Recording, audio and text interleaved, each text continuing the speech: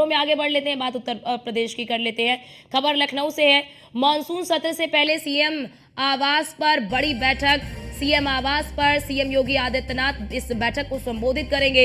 मुख्य सचेतक और सभी सचेतकों के साथ ये बैठक होगी। शाम 6 बजे इस बैठक का आयोजन किया जाएगा। सचेतक राम नरेश अग्निहोत्री के साथ सभी सचेतक मौजूद रहेंगे।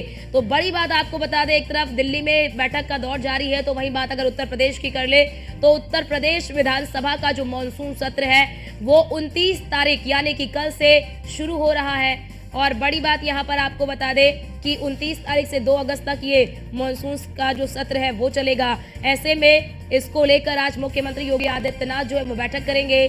सीएम आवास पर ये बैठक होगी। सीएम योगी आदित्यनाथ इस बैठक की अध्यक्षता करेंगे। मुख्य सचेतक और सभी सचेतकों के साथ ये बैठक होगी और एक एजेंडा तैयार किया जाएगा कि आखिर किस प्रकार से ये इस सत्र में क्या कुछ महत्वपूर्ण बातें रखनी है, क्या कुछ महत्वपूर्ण मुद्दे जो है वो रखने हैं, क्या महत्वपूर्ण जो विधेयक है वो रखने हैं। और ऐसे में क्योंकि मानसून सत्र है तो विपक्ष भी पूरी तरह से सरकार पर हमलावर होगा, तो ऐसे में विपक्ष को किसी भी प्रकार का कोई मौका ना मिले और उनके सवालों का आक्रामक तरीके से जवाब दिया जा सके, उसको लेकर भी ये तैयारी जो है वो की जा रही है। तो सीएम योगी आदित्यनाथ जो है वो आज बैठक करेंगे। सीएम आवास पर यह महत्वपूर्ण बैठक होने वाली है। यूपी विधानसभा का मानसून सत्र कल से शुरू हो रहा है, जो कि 2 अगस्त तक ये जो मानसून का सत्र है वो चलेगा।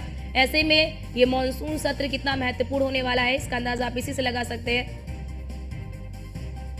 और हमारे साथ हमारे संवाददाता मनीष मिश्रा हमारे साथ लाइव जुड़ चुके हैं। मनीष, आज ये जो बैठक होगी किन मायनों में महत्वपूर्ण मानी जा रही है बैठक, और क्योंकि कल से मानसून सत्र शुरू हो रहा है तो कल के मानसून सत्र यानी कल से जो मानसून सत्र शुरू हो रहा है उसके लिए क्या एजेंडा तैयार किया गया है सरकार की ओर से?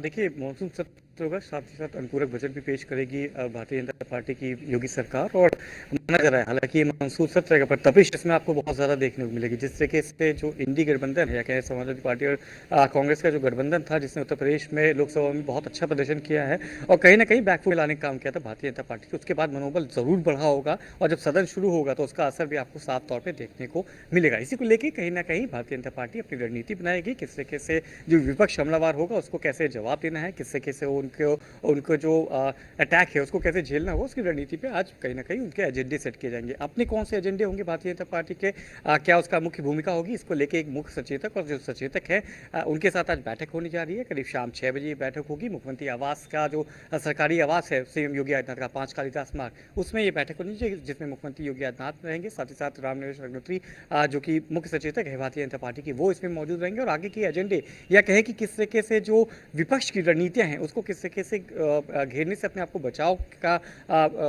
किया जाएगा, उसको लेकर कहीं ना कहीं रणनीति बनाने के साथ काम किया जाएगा। आपको बता दूं कि इसके पहले करीब शाम 4 बजे एक सर्वदलीय बैठक भी है, उसमें भी हिस्सा लेंगे मुख्यमंत्री योगी आदित्यनाथ। और कल सुबह बीजेपी विधानमंडल दल की बैठक होगी जिसमें करीब 9:15 बजे, जिसके बाद कल का जो सत्र है उसमें जब शुरुआत होगी तो देखना होगा कि किस तरीके से जो विपक्ष हमेशा से हमलावर रहता था इस बार क्या उनकी रणनीति रहेगी और क्या उनके एजेंडे रहेंगे जिसको झेलने के लिए या फिर क्या जिसको बचने के लिए रणनीति तैयार करनी होगी भारतीय जनता पार्टी की। हालांकि भारतीय जनता पार्टी अपने किए गए कार्यों को लेके अपनी सरकार की जो योगी सरकार की जो 2 साल के काम है, 1.5 साल के काम है अफ्रीका, उसको लेके आज सदन में एक बार फिर से जाएगी और देखा जाएगा कि जो बीजेपी एक बार फिर से तीसरी बार प्रधानमंत्री बनने के बाद उनको धन्यवाद पेश भी करती नजर आ सकती है। उसके साथ साथ ही जो केंद्र और के जो बजट है उस पर भी कहीं ना कहीं चर्चा हो सकती है। तो निश्चित तौर से अपनी तरफ से रणनीति जरूर रहेगी कि जो सरकार की योजनाएं है, जो कार्य है उनको लेकर चले, पर विपक्ष के मुद्दों से और विपक्ष के जो हमलावर मुद्दे रहेंगे उनसे किस तरह से बचेगी ये भी देखने की रणनीति होगी। और शायद इसी को लेकर आज रणनीति और आगे के जो एजेंडे है या फिर क्या है कि सदन के जो रणनीति बनाई जाएगी, किस तरीके से बीजेपी का जो एजेंडा रहेगा, बीजेपी की जो रणनीति रहेगी उसको लेकर आज अमली जामला पहनाया जा सकता है। शाम को 6 बजे बैठक होनी है उसमें इन सब रणनीति पे तय किया जाएगा। जी मनीष, क्योंकि ये सत्र बहुत ही अल्प होने वाला है, 29 तारीख से 2 तारीख तक ही ये सत्र होगा, ऐसे में क्या कुछ वो बड़े मुद्दे होंगे जिसे भुनाने की कोशिश विपक्ष पूरी तरह से सदन में करेगा और सरकार जो है वो डिफेंसिव मोड में आएगी उन मुद्दों को लेकर?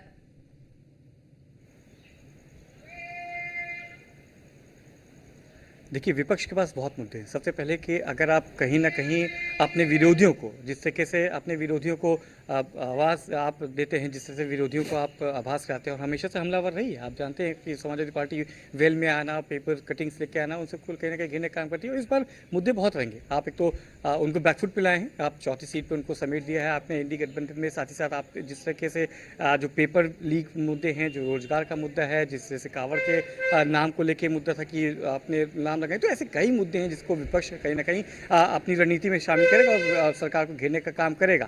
हालाँकि देखा जाएगा कि भारतीय जनता पार्टी उनको कैसे जवाब देती है, उनको कैसे अपने आप को सेव करती है और क्या जो सरकारी योजनाएँ हैं, उनको लेके अपने आप आगे लेके जाने की कोशिश करेगी। पर विपक्ष के पास मुद्दे बहुत रहेंगे। एक तरफ जहाँ बीजेपी में आपसी खींचातान थी, जो लगातार अभी भी आप देख रहे हैं अर्चना की बिल्कुल। सोशल मीडिया पे केशव वर्सेस अखिलेश इस समय ट्रेंड कर रहा है कि किससे किसे केशव प्रसाद मौर्य कुछ बोलते हैं, अखिलेश यादव उनको जवाब देते हैं, अखिलेश यादव जवाब देते हैं तो केशव उनको जवाब देते हैं। तो अखिलेश वर्सेस केशव इस समय ज़्यादा ट्रेंड कर रहा है और उसका जवाब कहीं न कहीं उसका असर आपको जो सत्र शुरू होने वाला है कल से मानसून सत्र, उसमें भी आपको दिखाई बिल्कुल देगा। बिल्कुल तो कहीं मनीष, न वो कहीं तो अभी भी विपक्ष कह रहे हमलावर हैं ज़रूर कि होगा इस बार ऑफर, बिल्कुल मनीष, आपने जिक्र किया अखिलेश और केशव प्रसाद मौर्य का, तो साफ तौर पर अभी वो कह रहे हैं कि ऑफर है, डिस्काउंट है, चलता रहेगा। फिलहाल बहुत शुक्रिया आपका हमारे साथ जुड़ने के लिए और तमाम जानकारी साझा करने के लिए।